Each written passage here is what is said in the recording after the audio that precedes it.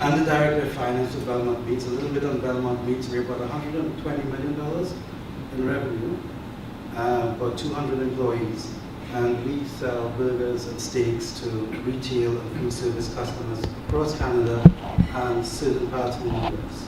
So it's a scope of what we do. And Kerry and I crossed paths about 4 years ago when I was given the task to implement an ERP system, X3. Needless to say, this was no easy task, because I was given 4 months to implement X3, an ERP system. So it was, we had our moments, both pre and post implementation. But really what carried Belmont through that whole process, through that whole integration of an ERP system, was Mantralogix' ability to problem solve and work with us to understand our needs. And secondly, we use Mantralogix not only for X3, but we use them for IT as well. So in that sense, whenever we had a problem, I had one person to blame. I just needed to call Kerry if he's going to fix it, because it has to be either one or the other. So it helps in saving a lot of time, a lot of problem, and a lot of money. Right? In my career, I've been involved in many ERP systems implementations. Very, very small. A couple other Sage products as well, ACPAC, Business Vision, if anybody remembers Business Vision. Simply Accounting, SAP R3. I've been involved or either led those implementations. And I have to say that X3 is my favorite ERP system. It's easy to use, cost-effective, scalable, and stable. But one of the best compliments that I've heard from X3 actually came from one of the biggest annoyances in my professional life, the CFIA. In 2018, Belmont went through a CFIA recall. And so this was about 4 months after implementing X3. And the CFIA made a comment to me and to members of our management that the speed and accuracy of information that they got from the recall was they have never seen it before. They've never seen any food company give them information so fast and so accurate. And that's because we use X3 for traceability. I'm going to take some credit because I designed the work for you, but because we use X3 for our traceability. And even I was surprised at that time that we were able to get information so fast and so accurate to the CFI. So it has truly been a journey for us. And in those 4 years, Belmont has gone from using a typewriter, literally to cut checks, to now being basically part of another company that's on the stock exchange. So in 4 years, we've gone from typewriter to stock exchange. And both Mantralogix and Sage has been part of that journey. So without further ado, I'd like to introduce Kerry, who's the CEO and president of Mantralogix. Mantralogix, like I said, our purpose in life is working with small, mid-sized businesses, and our raison d'etre is helping enhance shareholder value for our customers. Our mission, vision, values, they're not just words on a slide. We take it very seriously. In any purposeful interaction, we start by looking at them. Our mission is to anticipate our clients' needs. Having worked with your peer group for 20 years, we've seen other clients' journey, and my favorite word is that we've made every mistake possible.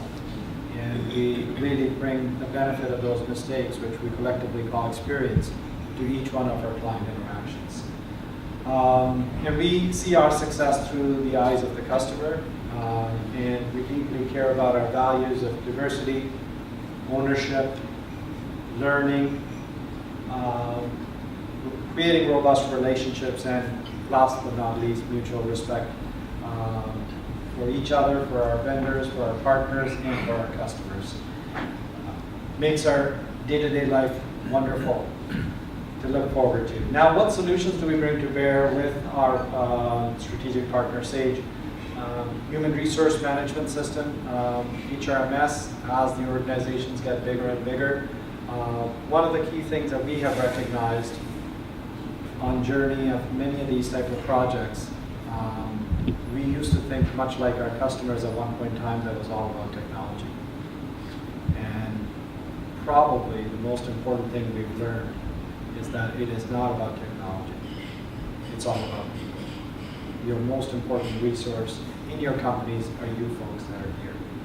And our job is to empower you guys with the technology so you can be the key contributors to enhancing shareholder value of your companies. We briefly spoke about our IT services team. Increasingly we were stepping into environments since we operate at the application level, and a lot of times the problems occur at the infrastructure level. Clients got sick and tired of saying, oh, it's your server, oh, it's your firewall, it's your whatever, and they're saying, damn it, make it work. I don't care. So we stepped into that field about 15 years ago. We've been providing what we call one hand to shake and one throat to choke, as Riyadh put it. And so that group is a specialized group that focuses on managed services and making sure you have the right infrastructure to run the applications on. Now, one of the key points we wanted to share with you guys is this notion of slow profit leak. What is slow profit leak? It's a good news, bad news scenario. In the journey of entrepreneurial organizations, as they grow, and by the way, each one of you should pat yourselves on the back. In this country, biggest contributor to gross domestic product are mid-sized companies who are the #1 driver for job creation. It's each and every one of you. And our goal is to empower you to do that. So, an entrepreneur starts a company, brilliant people, they put processes in place, and many years later, the company grows from $1 million to $10 million to $20 million. And we step in there and we ask people, why do you do things a certain way? What do we hear most of the time? It's the most dangerous answer. That's how we've always done it. Now, that may have made sense when you were a $1 million company. It doesn't make sense now, but nobody takes the time to work on the business because people are so busy working in the business. So applications that made sense when you were a smaller company and everybody is busy working, it's good to take that opportunity to step back and say, what else is in the art of the possible? Anybody read Stephen Covey's 7 Habits, Highly Effective People? So I talked to that. There's a famous example of sharpening the saw where Stephen Covey says there's a very loyal person working for a farmer. He tells him to go cut this clump of trees. He takes the sharpest saw, goes at it, goes through the first tree in 2 minutes. He's into the next tree about 15 minutes, gets it done.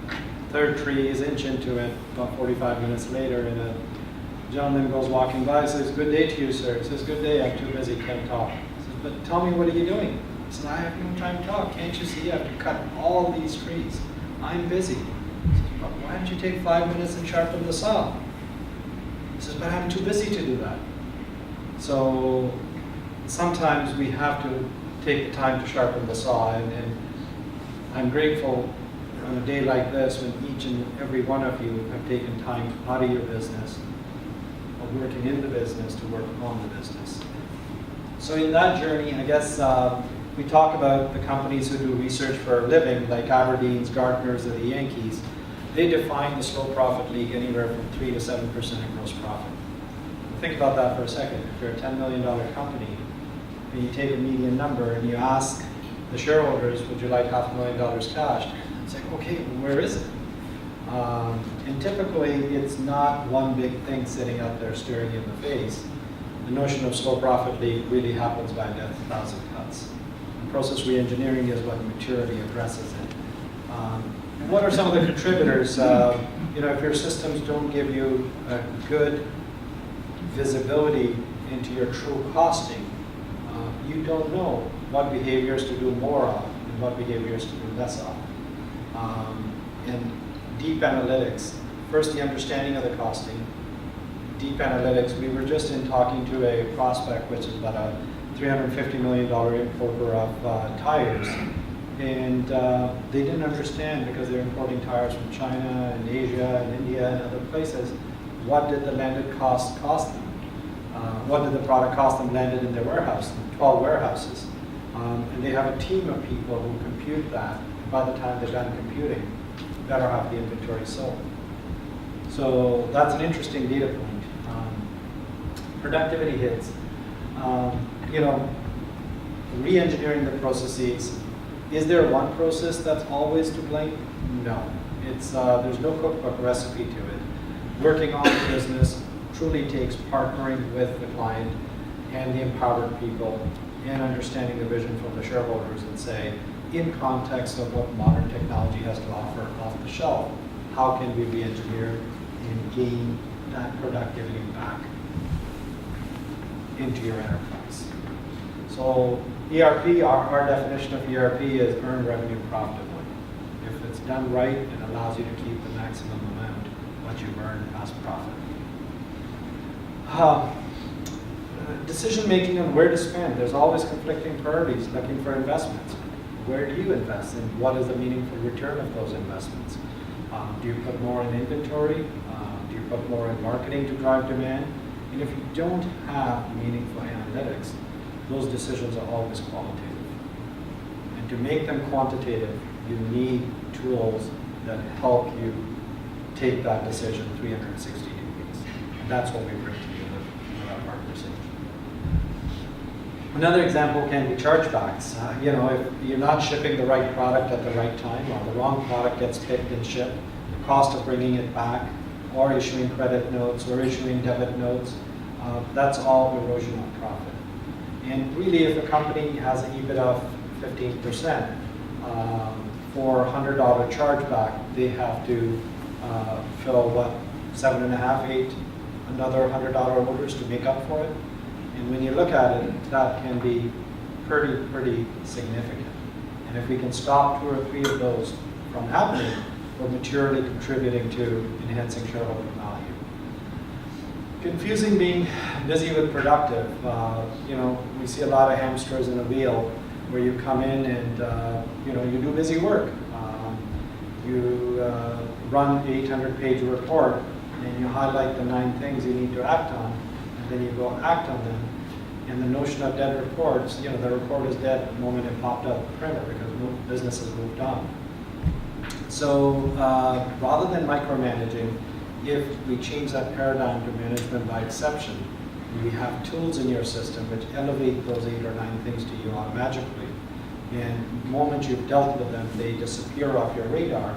That's now starting to create an environment of managing by exception rather than having to micromanage. And that's an important contributor again to the slow profit leak. A lot of times also as businesses evolve, as issues happen or problems occur, controls are developed that we call business process controls, and typically an example might be, we print this packing slip after it's shipped, we make 6 copies and the blue goes here, gold goes there, and green goes there, and the white copy somebody takes and rekeys into this other system, and once they have a confirmation, they print 3 copies and they take it over here and rekeyed over there, which we lovingly call metalware. So all of that, when the systems are small, makes a lot of sense. But as the volume grows up, it takes more and more synaptic cycles to just run that process rather than make decisions on that process and help business grow. So cognizant overload occurs when your faculties are fully saturated in repetitive tasks and you're not using any of that faculty to grow the business or do things differently. So the idea of bringing automation in is to free up that faculty to middle managers and senior managers to be able to contribute in a meaningful way towards growth and enhancing shareholder value. And then often overlooked things are, we all know government has hands in everybody's pocket. And how much are we paying to them? Are we paying them too much? Are we paying them enough? Government will never going to send you a letter and say, you paid extra, here's a check.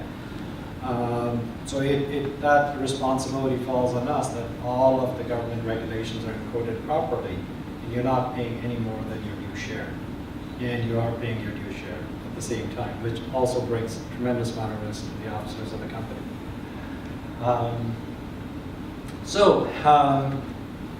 The other anecdotal definition of ERP I've heard is its Accelerate Replacement Program, because most people are running their business in Excel, and creates that Excel hell with broken links and fat-fingered information, and copied the wrong template. That's the hard part of Excel. The good part of Excel, which everybody likes, most business users are not programmers. They love Excel for the purpose of formatting, doing their analytics in the spreadsheet.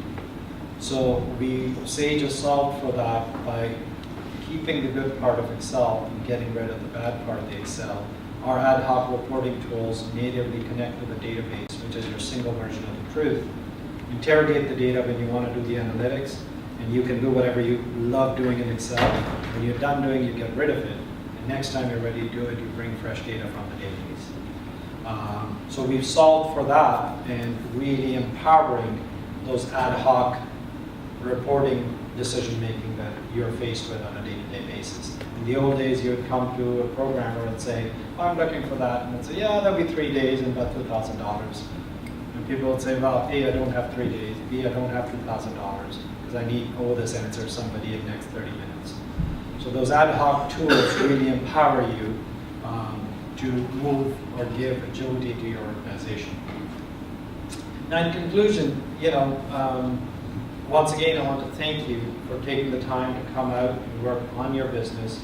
We have a tremendous amount of intelligentsia or brain trust here from our partners, from our team. Please leverage that. Engage in the presentations, and if you have questions after the fact, you're all here to answer and see if we can contribute to your success. And if we can, at least we've engaged in that meaningful conversation. You at least go back empowered, knowing what's in the art of the possible. So having said that, I'll conclude with saying let's have many conversations today. And thank you for sharing your day with us.